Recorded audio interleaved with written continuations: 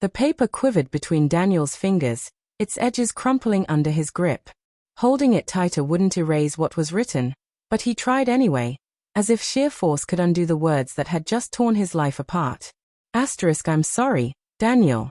I never meant for you to find out this way. The message began in Elena's graceful, looping script, every letter a blade carving into his chest. The kitchen, once scented with her lavender tea, felt hollow now, like a mausoleum. The silence roared with accusations. For 17 years, Daniel had built a life with Elena in this two-story house with its noisy stairs and sunlit backyard where their daughter, Lily, had once chased fireflies. He had never doubted her late nights at work, her quiet phone calls, her tired smile when he asked how her day had gone. Trust had been the foundation of their marriage. Now it lay in rubble, scattered by the letter she had left so plainly on the counter, not even hidden, as though she wanted him to discover it. But it wasn't just a confession. It was a roadmap of betrayal. Elena had been plotting with her brother Marcus, slick, smooth-talking Marcus whose smile never reached his eyes, to sell the house without Daniel's knowledge. The papers were signed, the deal nearly done. Worse still, the letter revealed an affair with Marcus's business partner, Richard, a man Daniel had once welcomed into their home for summer barbecues and Sunday football. The hurt was deeper than money. It was intimate, cutting into every memory they'd made together. Daniel sank into a chair, its wooden frame groaning beneath him, as fragments of the past flooded his mind. Elena laughing at Richard's jokes, her dismissive kisses when he voiced concern, her distracted glances he had chosen to ignore. He did not cry. Not yet. Something colder took root in his chest instead, a hard, heavy resolve. Elena might believe she had taken everything, but Daniel was not about to let her walk away with his home, his memories, and his dignity. He was a lawyer, after all. Careful, patient. The next morning, with the letter tucked in his briefcase like a live grenade, Daniel sat in his office and called Sarah, an old friend and sharp-witted real estate attorney. "Take a look at this," he said when she arrived, passing her the sale documents Elena had signed. Daniel's heart thudded as Sarah scanned the pages, her finger tracing the fine print. "There," she said at last, pointing to a buried clause. "The sale needs every property owner's consent. You didn't sign, did you?" Daniel shook his head, feeling the faintest spark of relief. "No. Elena told me it was just preliminary paperwork. I trusted her." Sarah's expression softened, though her words were steady. "Then you can challenge this. If we act quickly, the sale can be stopped." "But Daniel," she hesitated, "are you sure you want to stay in this house? Can you live here, knowing what she's done?" Daniel said nothing for a long moment. This wasn't just wood and drywall. It was where Lily had grown up, where birthdays had been celebrated, where he had loved and believed. Whether he could stay or not, one thing was certain: he wouldn't let Elena take it from him without a fight. The drawings on the walls still told stories of Lily's childhood. The dent in the doorframe, a reminder of Daniel's clumsy attempt at home repairs, stood unchanged. The garden where Elena had once planted roses lay untended, weeds curling around the withered stems. Could he let it all go? Could he let her go? That night, Elena came home, her face carefully composed.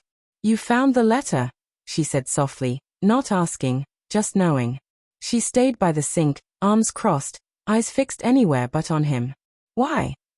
Daniel's voice cracked, betraying the calm he had practiced. "Why sell the house, Elena? Why him? Why us?" Her lips trembled, though her tone was even. "I didn't mean for this to happen, Daniel.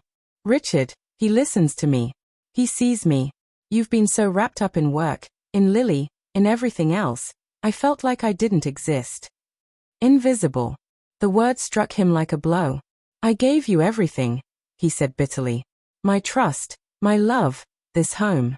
And you traded it away. For what? Some affair? Money?" "It's not just an affair," she shot back before her voice faltered. "I love him.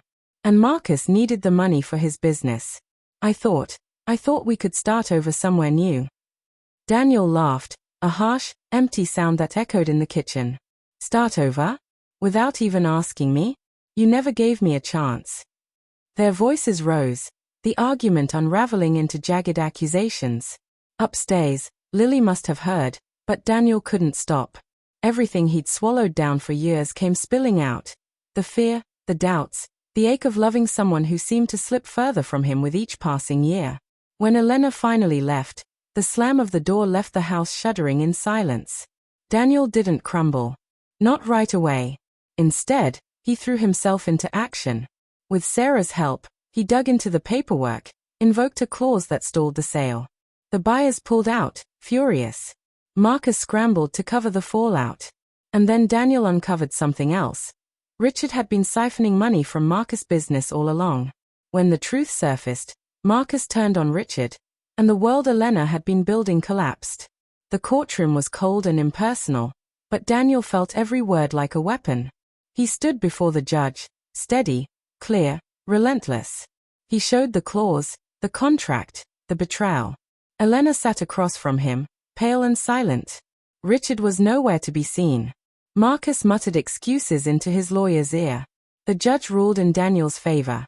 The house would stay his. But the victory rang hollow. When Daniel returned to the house, alone with his thoughts, he walked through every room. The living room where they'd curled up together on quiet nights. The bedroom where they'd shared their dreams. The kitchen where he'd first read the letter that shattered them. He had kept the house, but what of the life they had lived inside it? When he met Elena one last time, it was on the front porch. The roses had gone dry, their petals crumbling in the chill air. "I'm keeping the house," Daniel said quietly. "Not to hurt you, but because it's Lily's home. Our home. You broke us, Elena. But you don't get to take this too." Tears streaked her face as she nodded. "I'm sorry, Daniel. I never meant for it to end like this." He didn't answer. He didn't need to. The clause had saved the house but destroyed her plans, her affair, her partnership with Marcus. What she had truly lost was Daniel's trust, something no contract could restore. As Elena walked away, Daniel stayed in the doorway, the weight of the house heavy around him. It wasn't a victory, not in the way he had once imagined. It was survival. And that, he decided, would have to be enough. The house would stand. He would stand. And though his heart was scarred, he would rebuild, for Lily, and for himself.